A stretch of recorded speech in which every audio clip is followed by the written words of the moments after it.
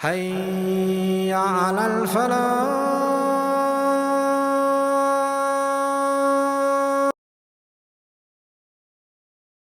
Each one of us has needs.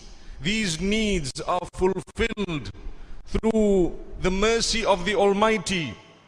In His divine plan, He has kept it such that we would need to earn in order to survive. Every one of us has a stomach. The stomach needs to be filled. In order to fill it, we would need to purchase things. We would need to trade. We would need to actually consume food. And that food, as you and I know, is not free across the globe. May the Almighty bless every one of us. It is part of the divine plan of the Almighty that He has ensured that every one of us will have to work in one way or another in order to ensure that we survive. He has set aside and He has dictated the way to earn. This earning is taught by Him to be in the most beautiful and acceptable way. He has also made clear that which is unacceptable when it comes to income and earning. All this being part of His divine plan, the Almighty alone decides what is halal and what is haram, what is permissible and what is prohibited. He knows, and every time He has prohibited something, it is because of the detriment therein. Every time He has said that something is halal, it is because He knows the purity of it. And this is why the Almighty tells us, يا أيها الذين آمنوا اتقوا الله ولتنظر نفس ما قدمت لغد واتقوا الله إن الله خبير بما تعملون.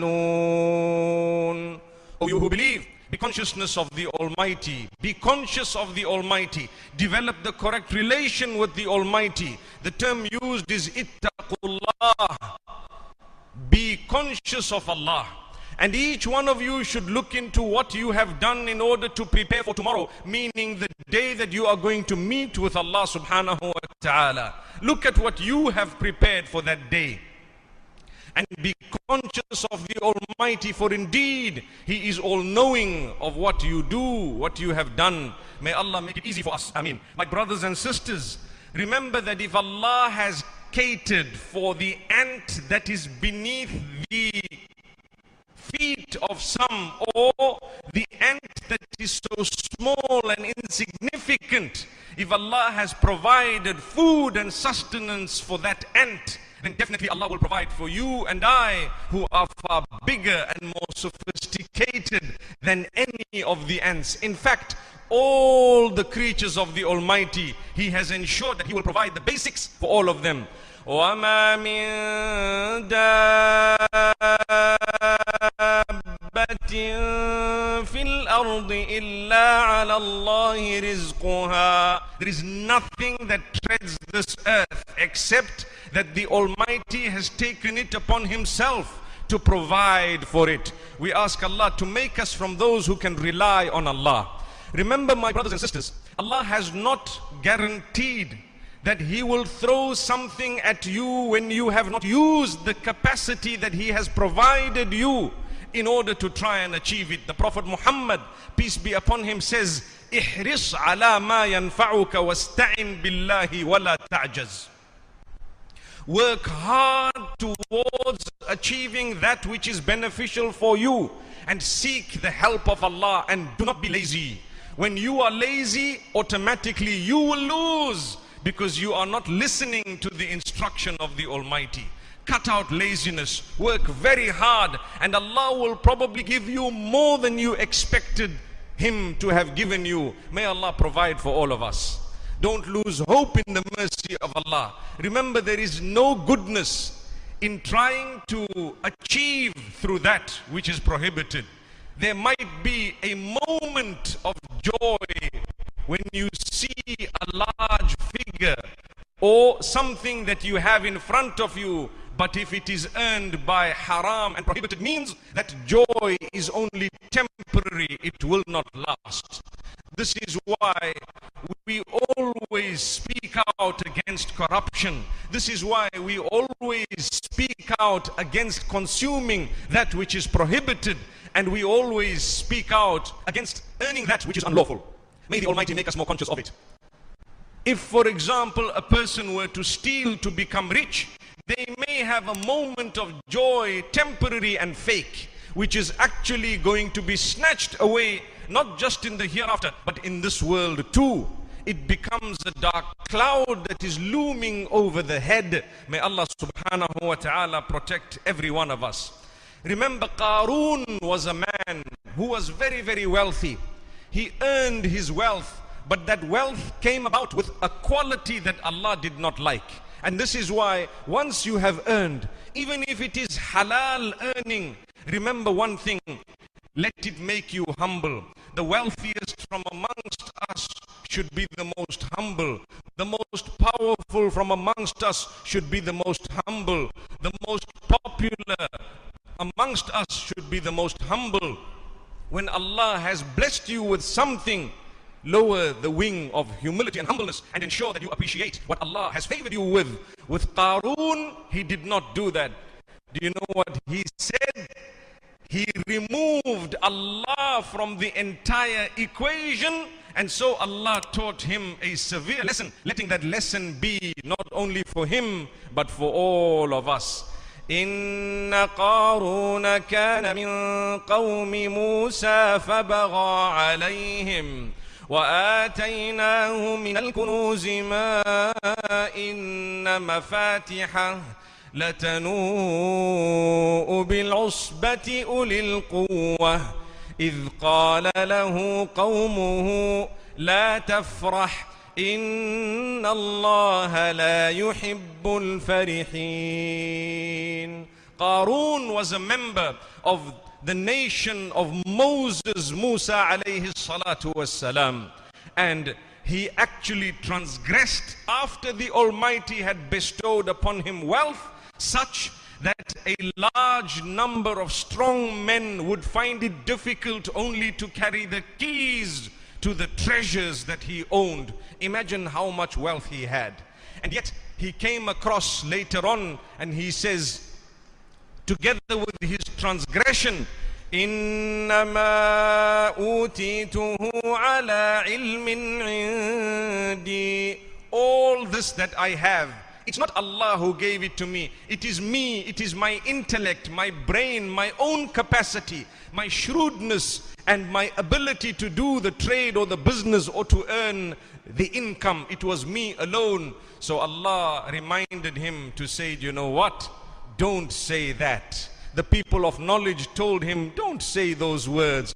Those words are actually against your own self. You can never ever win a war that you begin against the Almighty Himself. Ultimately, the Almighty will win. So Allah subhanahu wa ta'ala says, this man did not realize that the brain we gave him, that is, he is claiming he used in order to earn what he earned, that itself we were the ones who gave him in the first place. It is Allah who gave you and I the same brain that we are using to distance ourselves from Allah. That is not fair. So Allah subhanahu wa ta'ala says, after we sent him warnings and we sent him reminders, we actually caused the earth to swallow him and all his wealth, and it did not help him in any way. فَخَسَفْنَا بِهِ وَبِدَارِهِ الْأَرْضَ.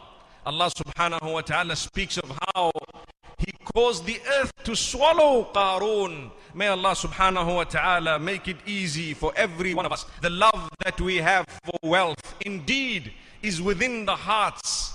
Let that love not contaminate the heart. It should be limited only to that which is permissible, that which will please the Almighty. Remember, my brothers and sisters, when Allah gives you, He wants you to give from what He gave you, subhanallah, in order to prove that He comes first. Remember, no matter what wealth you have amassed, wallahi, you are going to leave it on earth. It is not going to come with you. Nobody is going to bury you together with your wealth. Remember, when you die, that wealth is going to go to someone else. One of the best things you could do is, whilst you are alive, make good use of what the Almighty has given you. He requires from you approximately 2.5% of your savings and your wealth, etc. If you have crossed the whole year with that amount known as nisab, Allah wants you to give a certain amount from it, and He says, that belongs to me. But my brothers and sisters, over and above that, become generous, become charitable, learn to reach out to those who don't have as much as you have. The Almighty has even asked the messengers, the Almighty has even asked the messengers to eat that which is halal and to spend from that which the Almighty has given them.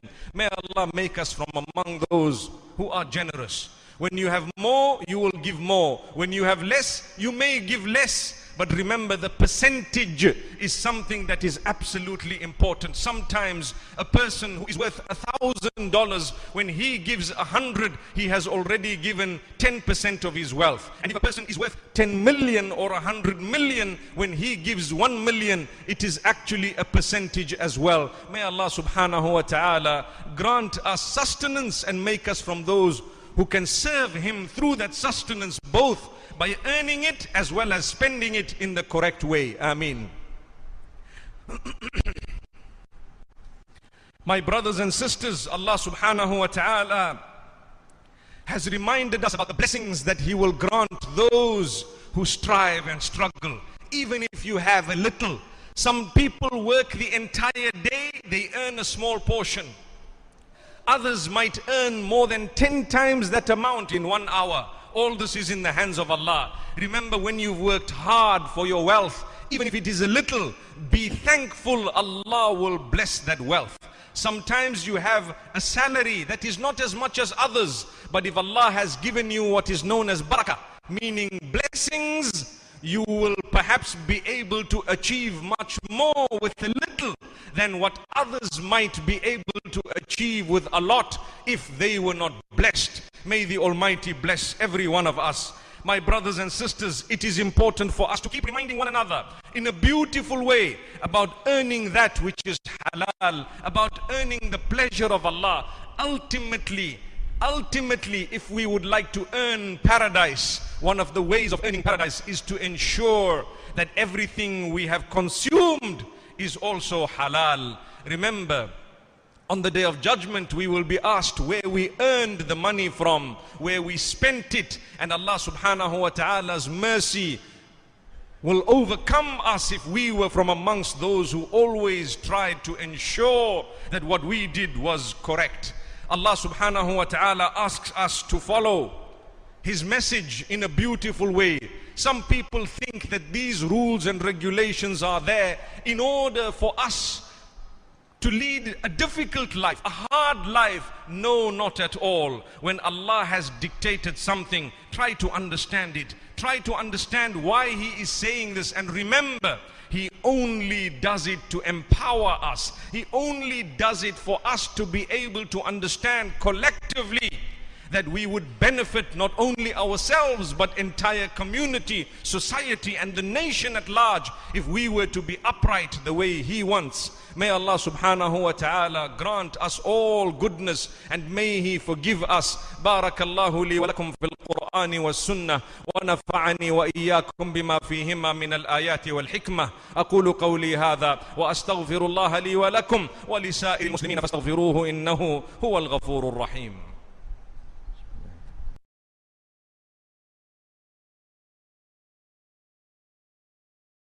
Thank you so much for listening to this short message. I pray that it has increased you in a little bit of motivation and hope, and the same applies to all of us. Jazakumullah khair. Assalamu alaikum wa rahmatullahi wa barakatuh.